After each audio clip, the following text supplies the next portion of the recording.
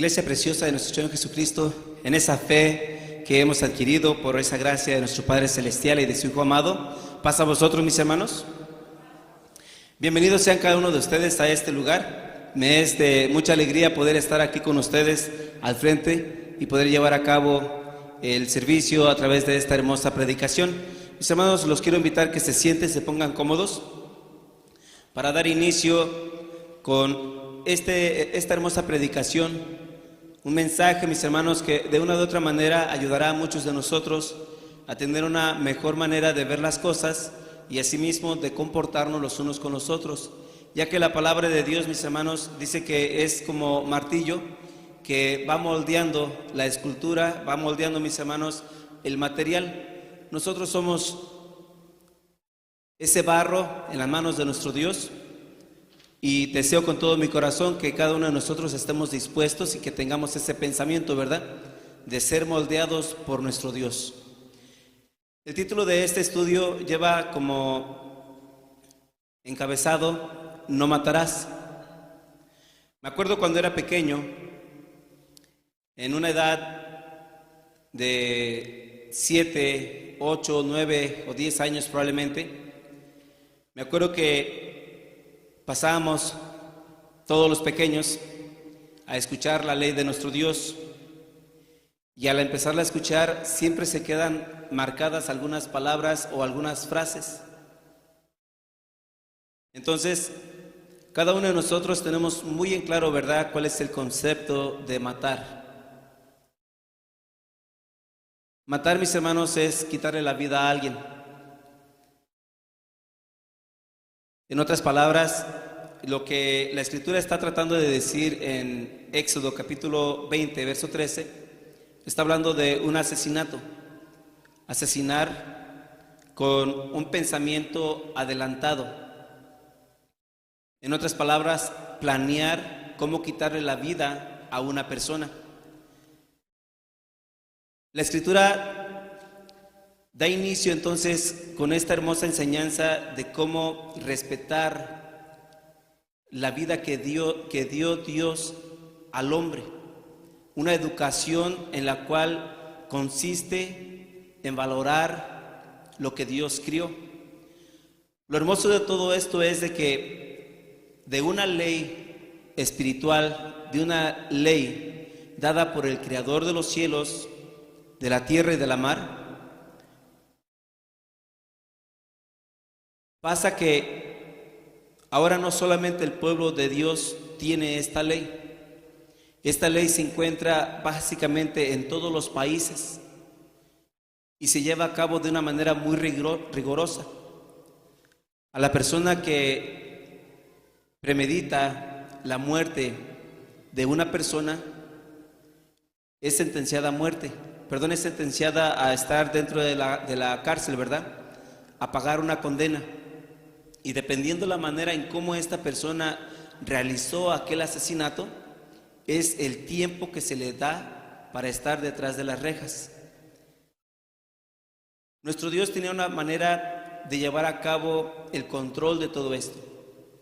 Y el control de todo esto, mis hermanos, era que tenía que, básicamente, esta persona pagar de la misma manera que él llevó a cabo aquel asesinato.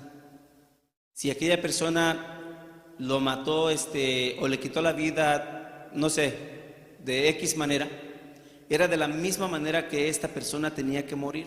Si fue con un palo tenía que morir. Si fue a pedradas tenía que morir. Entonces, había una condenación para esta persona. Imagínense, mis hermanos, que alguno de nosotros le quitáramos la vida a otra persona y que fuéramos cachados, que nos encontraran culpables de haberle quitado la vida a un ser humano. Íbamos a tener que pagar de la misma manera. Pero nosotros tenemos muy en claro cuál es la delicadeza de quitarle la vida a un ser humano, porque tenemos lo espiritual. El concepto espiritual es que es dada por nuestro Dios, y por esa razón no tenemos en nuestras mentes y en nuestros corazones manipular o crear una idea para poder destruir lo que Dios ya ha construido. Si ustedes se acuerdan, la predicación que daba nuestro hermano ministro Roberto Calderón hablaba de un acto. ¿Qué acto era, mis hermanos? Gracias, mi hermana. Era no falsificar una información de tu prójimo. Uno de los mandamientos. No hablarás falso testimonio en contra de tu prójimo. No voy a hablar de la historia, pero quien no ha visto esta hermosa predicación, yo los invito en el nombre precioso de Jesús, vayan a la página, busquen a nuestro hermano ministro Roberto Calderón por el título, si me recuerdan mis hermanos, es no hablarás falso testimonio contra tu prójimo. Lo van a encontrar y los invito a que lo escuchen porque tiene un hermoso mensaje que va a sí mismo a mejorar nuestra conducta, nuestra forma de pensar y nuestra forma de ver las cosas. Quiero hablar un pequeño detalle de esta hermosa historia y dice Deuteronomio capítulo 19 verso 18. Es un poquito diferente, pero va con eso mismo.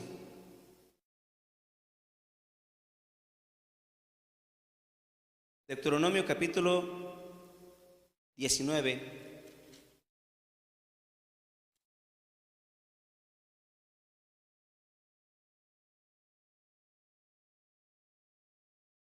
Vamos a leer desde el verso 16. Capítulo 19 de Deuteronomio, verso 16 en adelante. Cuando se levantare testigo falso contra alguno, para testificar contra él rebelión, entonces los dos hombres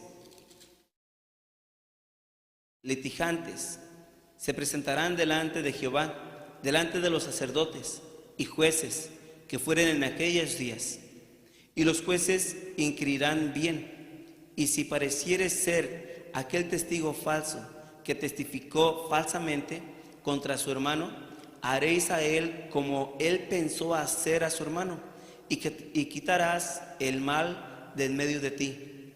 Y los que quedaren oirán y temerán, y no volverán más a hacer una mala cosa como esta en medio de ti.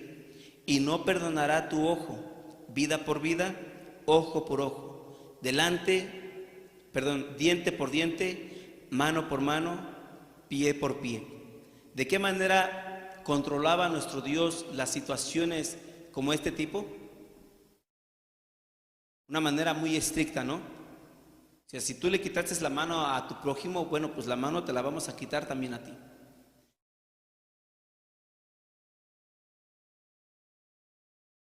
Un falso testimonio, mis hermanos, acarrió la muerte de un hombre inocente, de un hombre que no tenía absolutamente ni la más mínima idea de hacer mal. Pero Jezabel inventó cosas falsas y esto ocasionó que se hicieran órdenes para que fueran y le quitaran la vida a este hombre.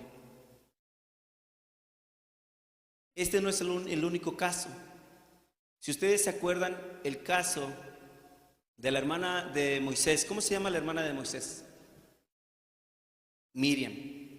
Miriam, mis hermanos, era una mujer muy inteligente, una mujer muy audaz, con muchas capacidades, pero entró en ella algo muy feo.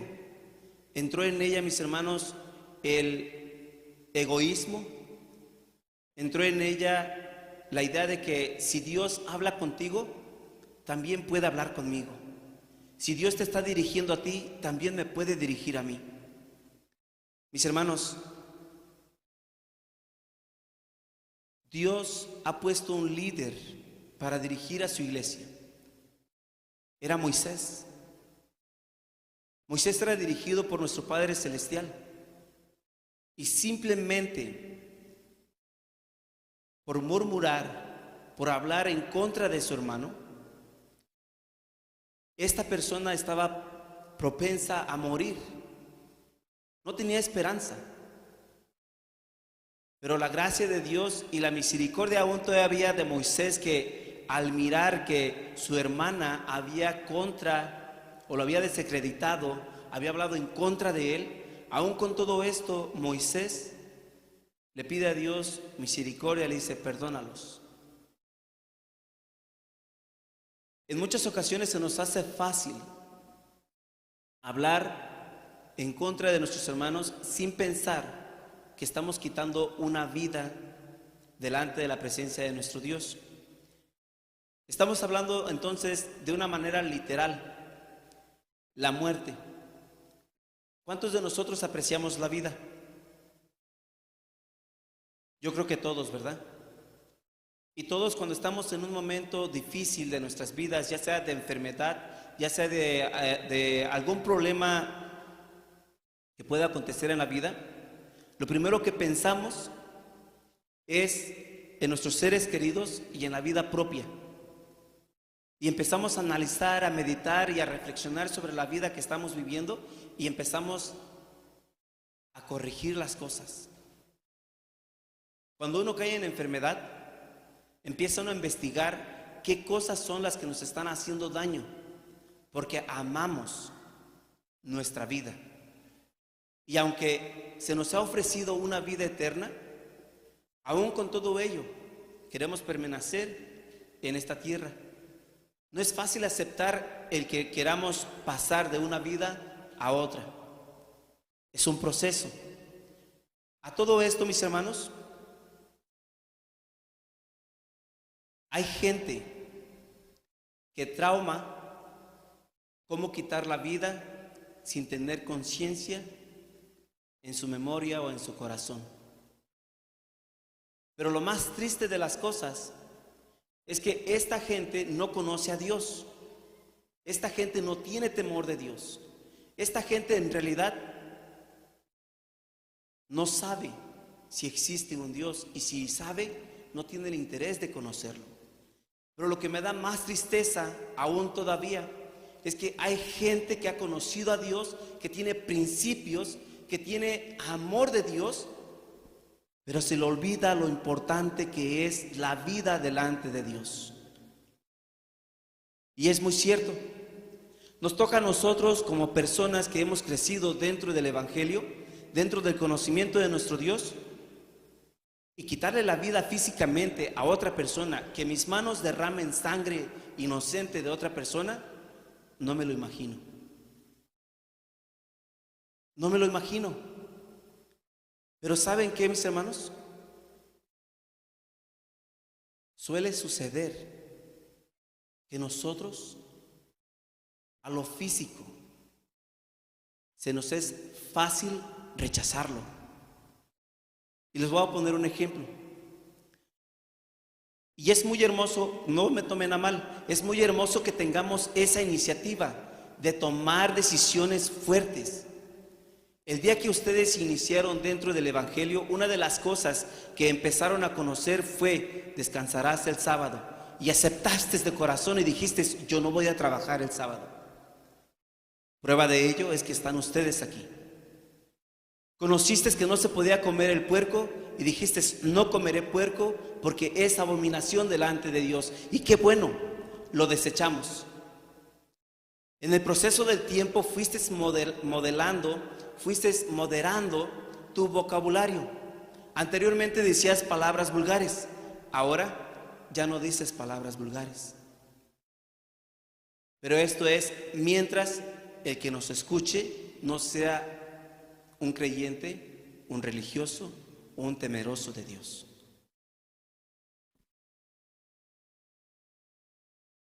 Hay algo que existe en nosotros y que es: lo que me ven, puedo ocultarlo, pero lo que no se ve, lo que no se logra entender, lo que no tenemos nosotros noción de las cosas que no podemos mirar, en esa área, adivinen qué, es donde en muchas ocasiones quisiéramos escondernos. Quisiéramos poner una cortina y cubrir las maneras en las que nosotros manipulamos las cosas, en las que nosotros trabajamos las cosas. Nuestro Dios las ve, Jesús las mira. La pregunta es, ¿tenemos temor al gran Dios omnipotente? ¿Tenemos temor a nuestro Señor Jesucristo? Porque hemos descubierto algo muy importante, es tener temor a que la gente sepa que yo soy una persona manipuladora, que yo soy una persona que fabrico cómo molestar a mi compañero, a mi compañera, que yo soy una persona que busco la manera, pero se tiene que hacer a la mía, a como yo estoy pensando, que yo soy una persona egoísta, pero no se lo demuestro a los demás. Y hay algo que nuestro Señor Jesucristo vino a recalcar. Y cuando tuvo la oportunidad, nos dice en San Mateo capítulo 5, verso 21,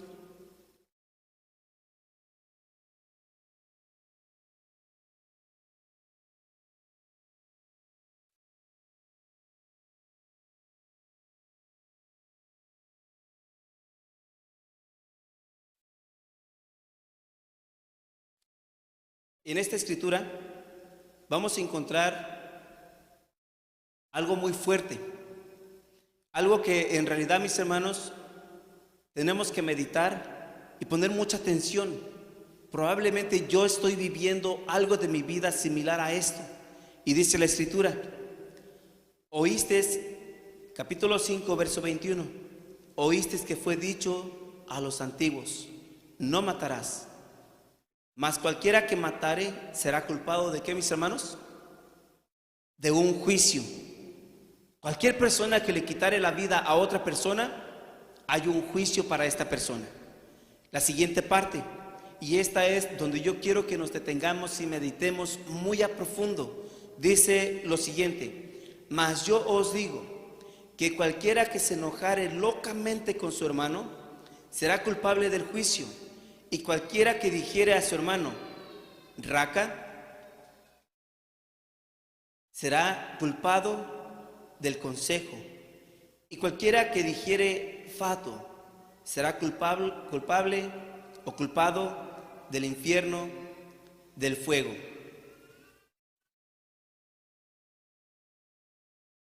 ¿Ustedes saben qué es una maldición? Yo me acuerdo clarito que nuestro hermano Hilario daba la explicación. La palabra maldición, mis hermanos, es un maldecir o desacreditar a una persona. Pero en este caso es cuando esta palabra lleva un sentido de destrucción, de destruir. ¿Y esto qué es? No es el cuerpo, sino destruir, mis hermanos, lo espiritual. La mente espiritual es a donde entonces nosotros tenemos que detenernos y meditar bien cómo es que nosotros estamos trabajando, cómo es que nosotros estamos llevando nuestra vida espiritual. ¿Somos espirituales o somos carnales? Yo creo que somos más espirituales. Tengo la plena certeza que cada uno de nosotros hemos luchado, hemos probablemente fracasado, pero nos hemos levantado una y otra vez con el propósito de perfeccionar nuestra mente y nuestro corazón para llegar a la plenitud ¿de quién? De nuestro Señor Jesucristo. Y esa es la mente de cada uno de nosotros. La pregunta es, ¿estaré yo aún todavía en ese proceso donde yo estoy destruyendo mentes espirituales? Y tengamos un poquito más de cuidado, porque esto ya no va a ser un juicio virtual, un juicio visual. Ya este es un juicio, mis hermanos, que cada uno de nosotros vamos a compadecer delante del reino, delante de la presencia del Padre Celestial. Solamente, mis hermanos, enojarme locamente. ¿En qué grado estaría? La pregunta es, entonces, ¿me puedo enojar o no me puedo enojar? Sí me puedo enojar, porque tengo razonamiento, porque puedo entender que hay un momento donde las cosas no salieron bien, me puedo desesperar, me puedo molestar, pero la pregunta es, entonces, ¿cómo me enojaría yo locamente? Y la parte no es aquí enojarte locamente tú en el campo y gritas y brincas de coraje. No, la parte aquí es que locamente ¿contra quién? Contra mi prójimo, contra mi hermano, entre nosotros los que estamos aquí y probablemente en el trabajo. Si no sabemos nosotros controlar nuestra persona, entonces vamos a tener un juicio delante de la presencia de nuestro Dios. No hace mucho les comentaba acerca de un hombre que se movió de un país a otro país. Del país de donde él era mexicano. Y él tenía por noción que carácter era de una persona recia, una persona que se desesperaba y quería las cosas a su manera. Y si no lo hacían a su manera, entonces empezaba él a poner orden y regla. Pero tenía un carácter. Este joven llega a este país nuevo donde la gente trabaja, piensa de una manera diferente. Primer día de clases, cuando entra a la clase, se sienta y empieza él a meditar, empieza a mirar. Llega su compañero y le dice, ¿sabes? De todas las cosas, dice, quiero que tengas mucho cuidado. El maestro tiene un carácter muy fuerte. Este joven se le quedó una espinita en su mente. Se llevó la idea de que el maestro tenía un carácter, ¿qué? Un carácter fuerte. ¿Cómo era un carácter fuerte para él? Una persona enojona, una persona impotente, una persona que no sabía controlarse. En el primer día, al pasar por donde estaba el maestro, logra tumbar con su mano una de las cosas, uno de los papeles de las carpetas que él tenía en su mesa, en su escritorio. Y el maestro rápidamente le dice, no te preocupes, todo está bien, yo los rejuntaré. No, maestro, yo los junto, discúlpeme.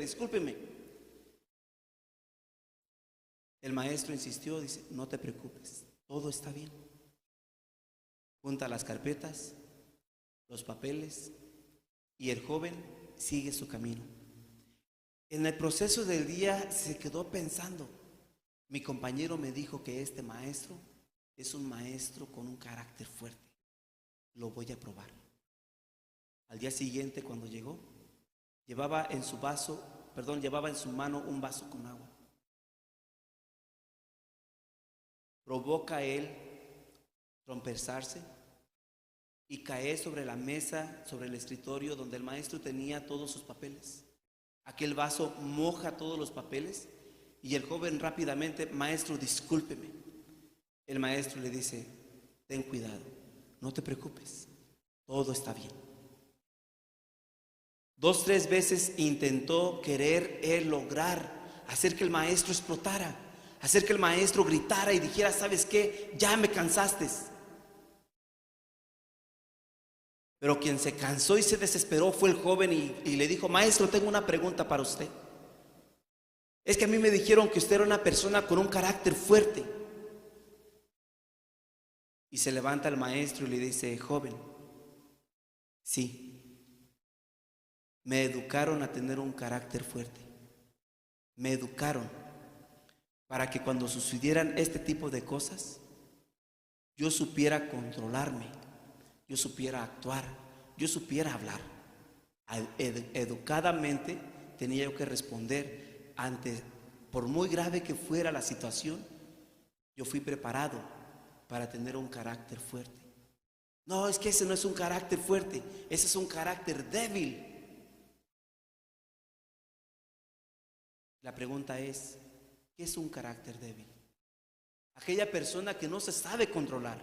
Aquella persona, mis hermanos, que cuando tiene un problema en sus manos, lo primero que hace es gritar, mandar a gritos o desesperadamente actuar. Esa es una persona que tiene un carácter débil. ¿Cuántos de nosotros tenemos caracteres débiles? Si tenemos un carácter débil, tenemos que empezar a trabajar en ese carácter y empezar a educar nuestra forma de actuar y reaccionar ante ciertas cosas, porque tal vez sin querer, sin pensarlo, estoy destruyendo la vida de una persona. Estoy destruyendo el alma inocente de una persona espiritual. Y probablemente lo estoy llevando ¿a dónde? A la muerte espiritual. La pregunta es, ¿cuántos de nosotros quisiéramos quitarle la vida a nuestro hermano, a nuestro prójimo? Por supuesto que no, esa no es la idea de nosotros. Luchamos y estamos aquí con el propósito ¿de qué, mis hermanos? De que este barco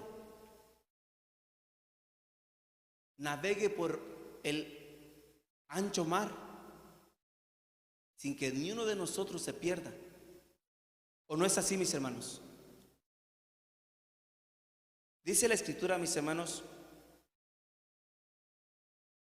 en el libro de los Salmos, capítulo 57.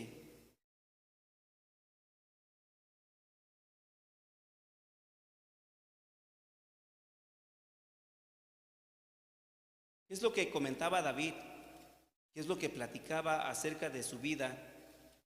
Y en muchas ocasiones, mis hermanos, nosotros no nos damos cuenta, pero probablemente estamos actuando de tal manera. Y dice el capítulo o número 57, verso 4.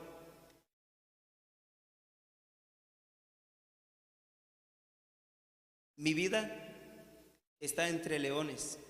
Estoy echado entre hijos de hombres encendidos. Sus dientes son lanzas y saetas, y su lengua cuchillo agudo. David pronunciaba, mis hermanos, este párrafo, este diálogo con nuestro Dios. Y le comentaba, ¿sabes? Me siento yo como si estuviera en medio de leones. ¿Y los leones son mansos o son feroces? Son feroces. En realidad, yo cuando veo un león solamente detrás de las rejas, mis hermanos, da pánico. En otras palabras, David le daba pánico sentirse en medio de leones. Y no creo que esta sea la situación con nosotros. Yo no quiero pensar de esa manera. Yo creo que nosotros somos como David, de que sí, de una u otra manera, fuera en la escuela, en el trabajo, hay gente que se comporta como leones y que tienen sus dientes, mis hermanos, afilados y que sus lenguas son como saetas. Pero eso no puede ser nosotros, porque nosotros, mis hermanos, somos, como dice Proverbios, en el capítulo 12, verso 18.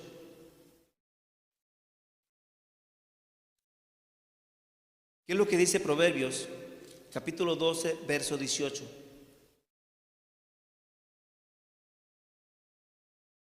Hay quienes hablan como dando estocadas de espada, mas la lengua de los sabios es que, mis hermanos, yo quiero pensar que nosotros traemos medicina en el momento que nuestros labios se abren. Yo quiero pensar que cada uno de nosotros tiene ese pensamiento de que para cuando nosotros hablamos, nosotros no vamos a poner una espina, un dardo, una saeta en la mente y en el corazón de nuestro hermano para que muera espiritualmente. Ese no es el propósito de nosotros. El propósito de nosotros es transmitir, llevar la medicina para el dolor, para sanar las heridas de quienes estén heridos. Este es el trabajo de cada uno de nosotros como gente espiritual.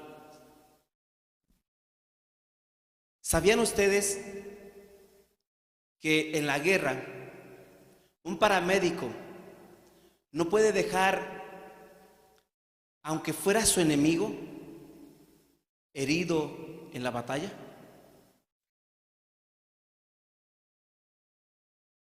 Es la lucha de un paramédico que se encuentra en la guerra, que tiene que sanar aún a sus enemigos.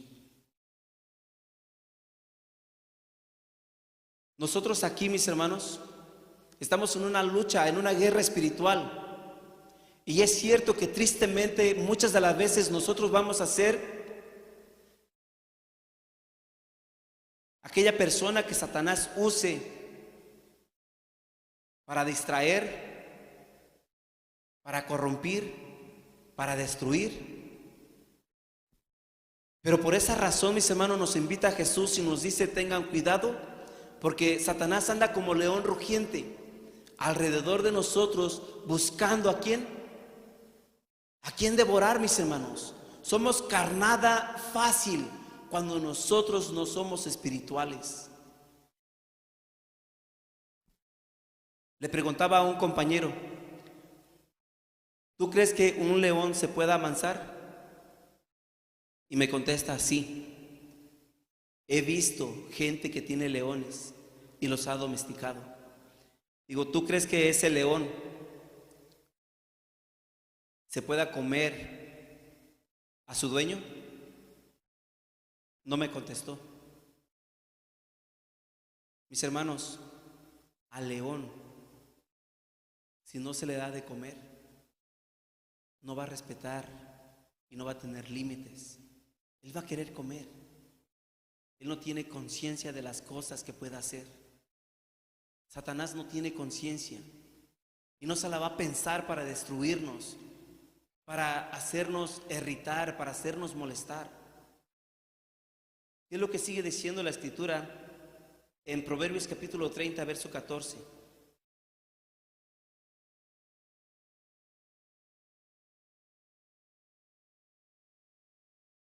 Proverbios capítulo 30,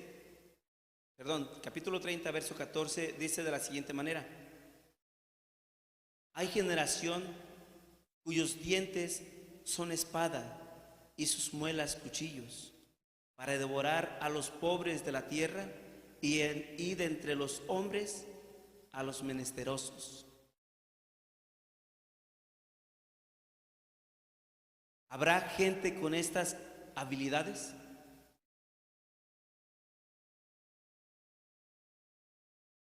¿Pudiéramos nosotros distinguir algún defecto de estos que pudiera estar entre nosotros? Y si lo está, la pregunta es: ¿pudiéramos liberarnos de ese lazo de Satanás? Porque este es un lazo, es una cadena donde Satanás ha básicamente atrapado a nuestras vidas y nos ha detenido allí. Y probablemente nosotros no nos estamos dando cuenta que estamos haciendo daño. Probablemente nuestro hermano, nuestra hermana se va sufriendo a la casa, se va llorando a la casa por las palabras, en la manera en que nosotros hablamos con ella o con él.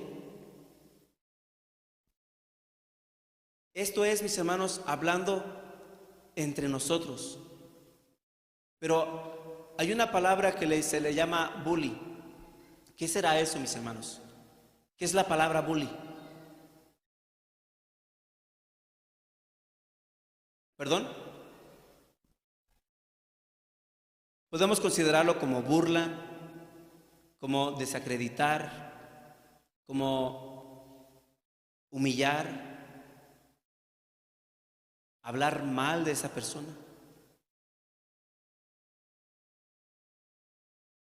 Ha sucedido, mis hermanos, en la historia espiritual, en la historia, se han quedado marcadas las cosas para que nosotros corrijamos nuestro mal proceder. Creo que nosotros hemos tenido la oportunidad de poder mirar a gente que se perdió por causa de no hacer lo correcto. La Escritura nos sigue diciendo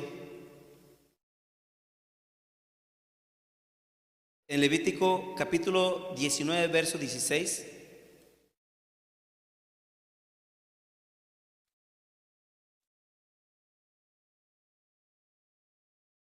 Levítico capítulo 19, verso 16. ¿Qué nos dice en esta escritura?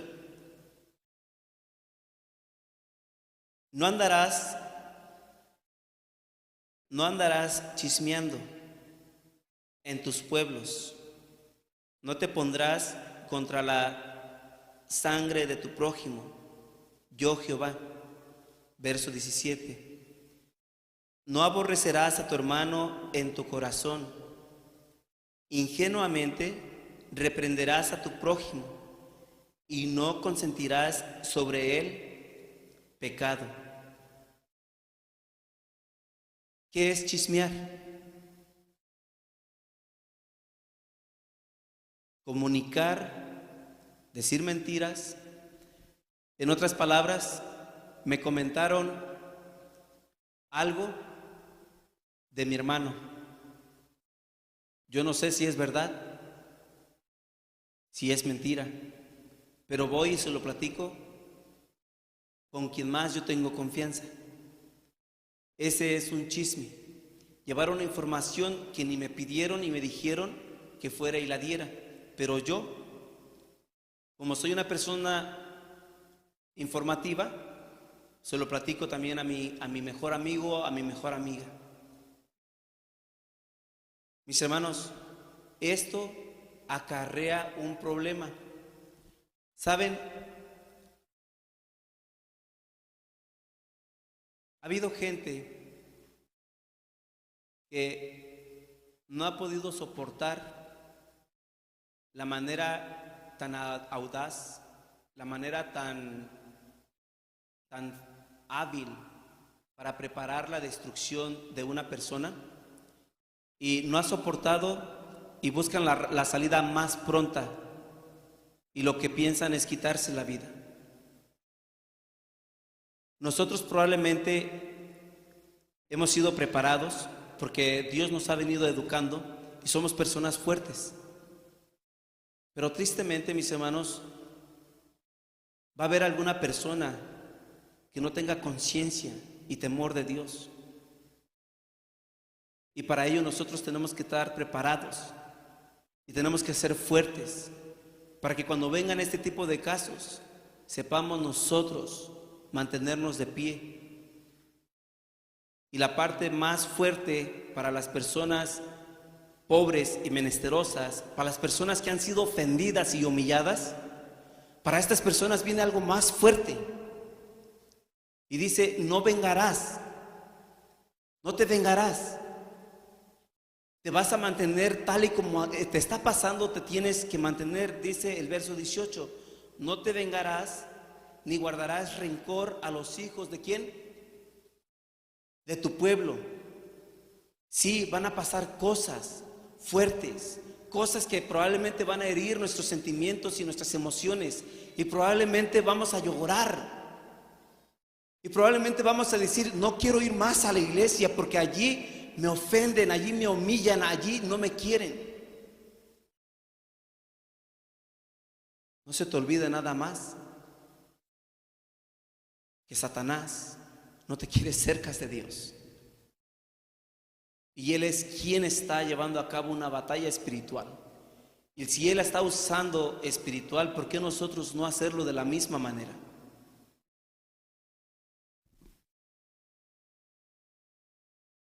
La siguiente escritura la vamos a encontrar en el libro, en la primera carta de Juan, capítulo 3, verso 5.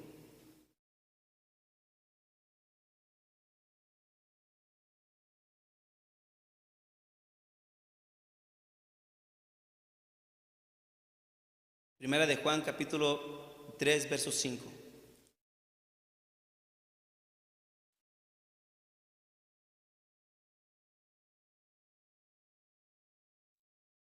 Y sabéis que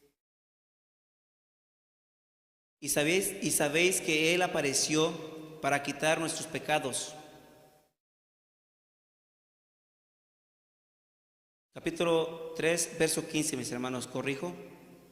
Dice el verso: cualquiera que aborrece a su hermano es homicida, y sabéis que ningún homicida tiene vida eterna si permaneciere en sí. ¿Y qué es un homicida? Alguien que quita la vida, mis hermanos. Alguien que quita la vida, alguien que mata, alguien que asesina. Alguien, mis hermanos, que no tiene conciencia ni temor de Dios. Entonces, la pregunta es, en este barco que va en alta mar, ¿hacia dónde va? En busca de la libertad, en busca de una vida nueva, una vida que nuestro Padre Celestial y su Hijo amado nos han ofrecido. Y todos vamos en este barco.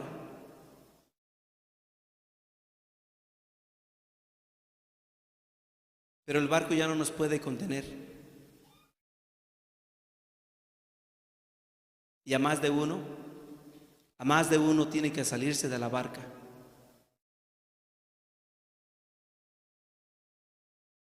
Y la pregunta es, ¿a quién echaríamos?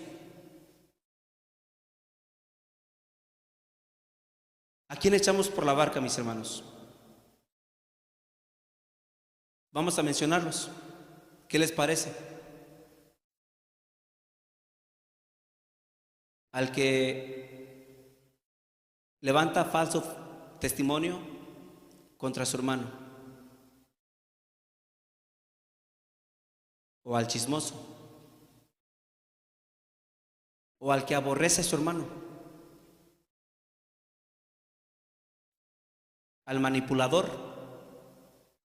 ¿A quién de ellos ustedes decidieran o quisieran echarlo de la barca? La verdad es que va a ser estorbo en nuestro caminar y no puede seguir en ese barco, no puede continuar en ese barco. ¿Lo podríamos echar de la barca? ¿O a cuántos de nosotros nos alcanzaría el valor y decir, ¿sabes qué? Es que no puedes estar dentro de la barca? A mí en lo particular me encantaría llegar en aquella tierra y decir, he tocado suelo. ¿A cuántos de ustedes les gustaría, mis hermanos?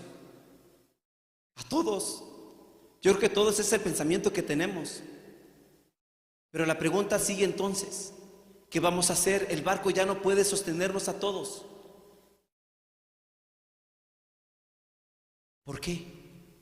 Porque el pecado empezó a crecer y el pecado no puede caber dentro de la barca. Y el pecado, mis hermanos, se representa a través del odio, a través de personas maldicientes, a través de personas manipuladoras, a través de personas que no tienen conciencia y se atreven a hablar y a blasfemar en contra de su prójimo y de su amigo. Ya no lo soporta. ¿Qué vamos a hacer? ¿Echarlo de la barca? No, mis hermanos. No. Absolutamente no. Porque yo tengo defectos. Y probablemente mi defecto, mi problema, no es ni ser chismoso, ni aborrecer a uno de ustedes, ni decir maldicencias de cada uno de ustedes o desacreditarlos. A lo mejor ese no es mi defecto, tengo otro defecto, tengo otro problema.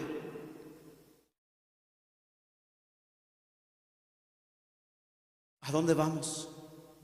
A la vida eterna. Y yo creo que todos queremos llegar. Mis hermanos, aunque sea agarrados de la orilla del barco, pero no nos salgamos. Yo sé que va a haber un fuerte, un valiente, y que te va a dar la mano y te va a sostener para que no te inundas. Yo sé que va a haber un hermano dispuesto a hablar contigo, a platicar contigo y a motivarte. Sigue diciendo la Escritura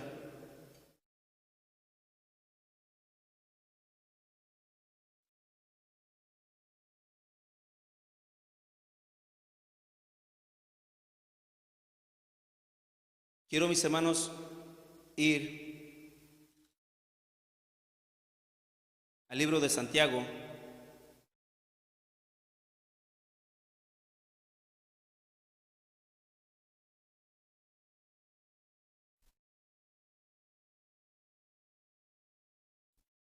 en el capítulo 1, verso 21,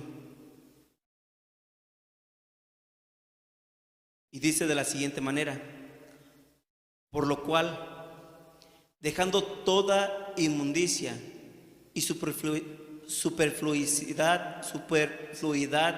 de malicia, recibid con mansedumbre la palabra ingerida, la cual puede hacer salvas a vuestras almas. Estamos, mis hermanos, en una lucha constante. Estamos en una lucha espiritual, en una guerra espiritual. Y saben, escuchaba una reflexión de un soldado. Este soldado se enteró que en tal área todo su grupo de soldados habían sido atacados. Este soldado pide a su capitán permiso para ir a buscar vida en aquel lugar de sus amigos que habían sido atacados. El soldado, el capitán, le contestó y le dijo: no vayas, porque ya hemos perdido a varios y no quiero perder a uno más. El soldado dijo: insisto, necesito ir en busca de mis compañeros. Este soldado, mis hermanos, tuvo el permiso en contra de la voluntad del capitán, del sargento, y empezó a caminar, empezó a buscar a sus compañeros y a uno de sus mejores amigos. Cuando llegó a donde él estaba, herido, moribundo, abrió sus ojos y le dijo: sabía que volverías por mí, sabía que ibas a venir por mí. El soldado agarró a su amigo y se lo cargó. Cuando iba llegando a donde estaba el sargento le dice: te lo dije, pérdida de tiempo, tu amigo ya estaba muerto. Y le contesta aquel hombre, aquel soldado: es cierto, lo encontré moribundo, pero ¿sabes qué me llena de calma? Es que este hombre me miró a los ojos y me dijo: sabía que ibas a venir por mí. Y muchos de nosotros, mis hermanos, somos soldados en guerra espiritual. Muchos de nosotros estamos pasando por momentos difíciles y estamos caídos. Estamos esperando la mano, el brazo, el hombro de un soldado valiente, de un soldado temeroso de que esta persona pierda la vida. A lo mejor eres tú.